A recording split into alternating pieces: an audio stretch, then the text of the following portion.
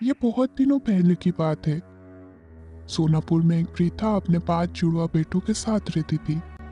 पांचों लड़के एक दूसरे से बहुत ही मिलते जुलते थे, मानो एक दूसरे का ही रूप हो।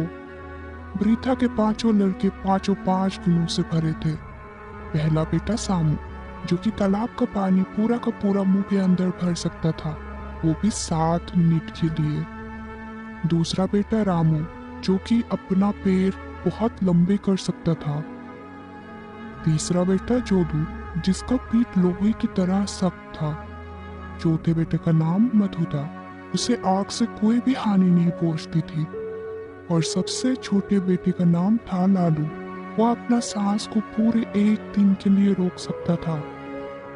पांचों भाई दिखने में एक जैसे ही थे, बस उनकी माँ भानुमति ही जानती थी इनमें से कौन कौन है। पांचों भाई आधी रात को मछलियां पकड़ने जाया करते।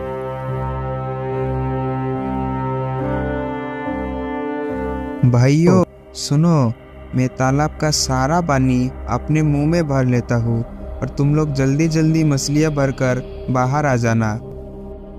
आप रोज रोज एक ही बातें क्यों करते हो भैया? क्या हमने कभी भी 1 मिनट का भी देरी किया है? हम तैयार है भैया।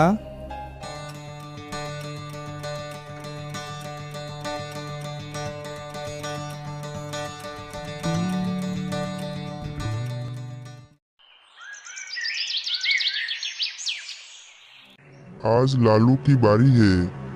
छोटा भाई, तुम इस मछलियों को लेकर बाजार जाओ। ठीक है भैया।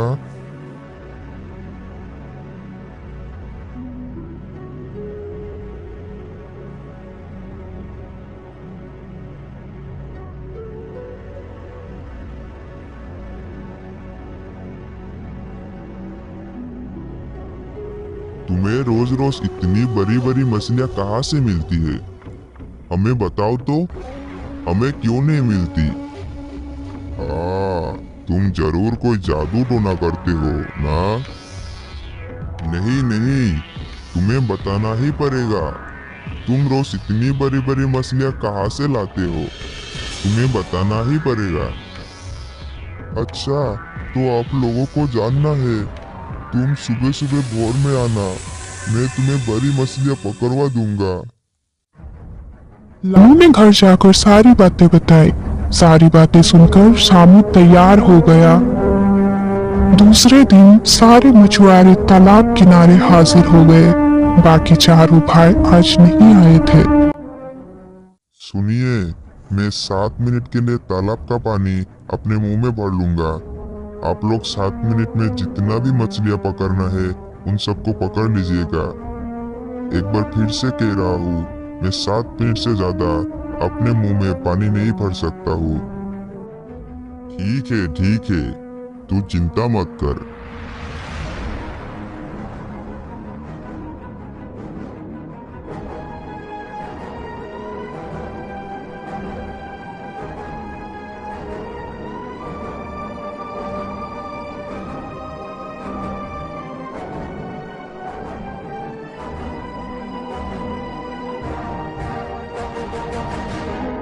गांव में हाहाकार मच गया और मछुआरों के परिवार वालों ने राजा से सामू की शिकायत कर दी। सारी बातें सुनकर राजा ने शामू से कहा, क्या उनकी बातें सच है शामू? तुमने अपने मुंह से पानी बाहर छोड़कर इतने सारे लोगों को दबाकर मार डाला। हाँ, ये सच है महाराज, ये सच है। पर अगर मैं पानी नहीं छोड़ता तो फिर मेरा गला फट जाता और मैं मर जाता। मैंने उनसे बार बार कहा था कि मैं पानी को 7 मिनट से ज्यादा अपने मुंह में रोक नहीं सकता, पर उनमें से किसी ने भी मेरी बात नहीं मानी। इसलिए मजबूर होकर मुझे तालाब का पानी छोड़ना पड़ा और इसीलिए इस तरीके का घटना घट गई है महाराज। इतने सारे लोगों का मृत्यु का उत्तरदायी मैं तुम्हें ही मानता हूँ। तुम्हें तालाब का पानी में डुबाकर मारा जाएगा। तुम्हारी अंतिम इच्छा क्या है बताओ? महाराज, जब मरना ही है तो मैं कोई भी विरोध नहीं करूँगा। बस मरने से पहले एक बार मैं अपने माँ से मिल लेना चाहता हूँ। ठीक है, ऐसा ही होगा।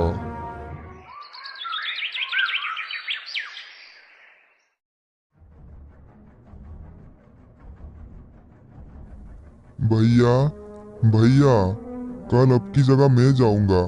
अब बिल्कुल भी परेशान मत होइए। अभी आप घर में आराम कीजिए।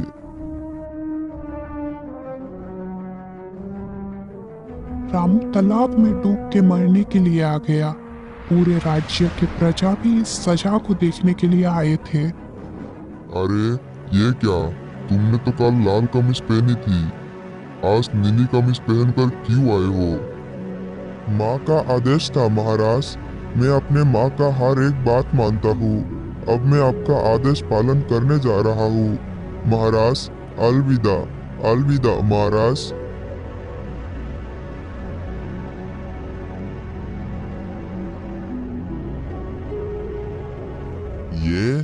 ये कैसे हो गया? पाँव में रबर लगा के रखा है क्या? तालाब का पानी तो शामू का कुछ भी नहीं बिगाड़ पाया। लगता है वो कुछ जादू टोना जानता है। ये क्या शामू, तालाब का पानी तो तुम्हारा कुछ नहीं बिगाड़ पाया। अब तुम्हारा गर्दन मेरा जल्लाद काटेगा। बोलो बोलो, तुम्हारी अंतिम इच्छा क्या है?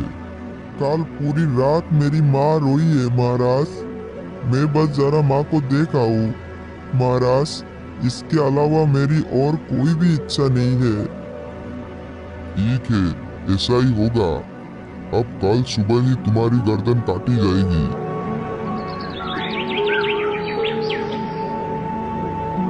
भाइयों, आप लोगों को तो पता ही है, मेरी गर्दन बहुत ज्यादा सख्त है। मेरी गर्दन काटते समय तलवार ही टूट जाएगी। कल भैया की जगह मैं जोधू जाऊंगा। बेटा, हर वक्त अपने कान खुले रखना, ठीक है? माँ, आप हमारे लिए परेशान मत होइए।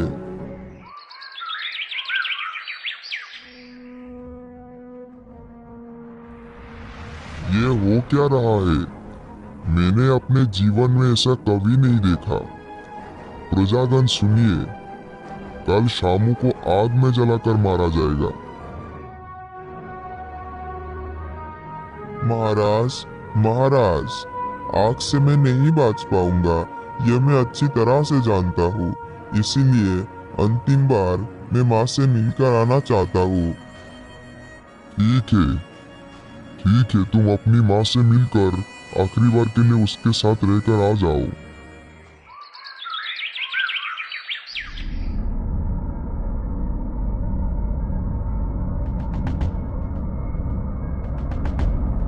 ये कैसे हुआ? आखिर ये क्या मामला है? पानी में डुबाया तो पैर लंबा हो गए, सर कटने गया तो तलवार टूट गए। ये शामू कोई जादू टोना जानता है। अरे ये सब क्या हो रहा है? मुझे तो कुछ भी समझ नहीं आ रहा। ये क्या? ये शामू को तो आग से कुछ भी नहीं हो रहा है।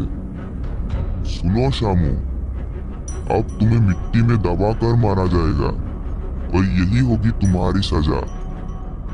दया करके मुझे आखिरी बार के लिए मेरी माँ से मिलने का अनुमति दीजिए महाराज। मुझे मेरी माँ का बहुत ज्यादा याद आ रहा है।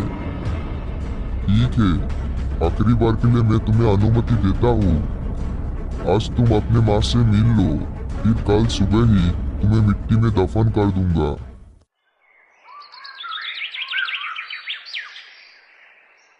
भैया, मैं सांसें रोक कर रखूंगा। आप लोग रात में मिट्टी खोद के मुझे बाहर निकाल लीजिएगा। फिर उसके बाद हम लोग ये राज्य छोड़कर दूसरे राज्य में चले जाएंगे। यही सही रहेगा, पर फिर भी बेटा लालू, अपना ध्यान रखना। माँ, अब बिल्कुल चिंता मत कीजिए।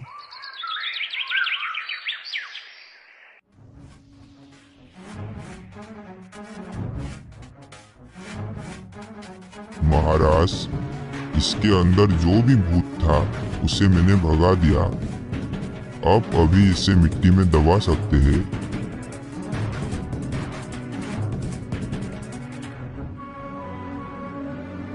आखिरकार अंत में पापी को सजा मिल ही गया। अब चलो सभी। उधर अंधेरे में माँ को साथ लेकर चारों भाई लालू के पास आया। वो लोगों ने मिट्टी को खोदा और लालू को बाहर निकाल लिया। फिर माँ भानुमती रो पड़ी और बोली, जिसके पास ऐसे 5 रत्न है उसे किस बात का डर है। हम कहीं और जाकर सब कुछ फिर से शुरू करेंगे। फिर रामू अपना पैर को लंबा करके अपने माँ और चारों भाइयों को कंधे में बिठाकर लंबा लंबा कदम बढ़ाकर उस राज्य को त्याग कर दिया।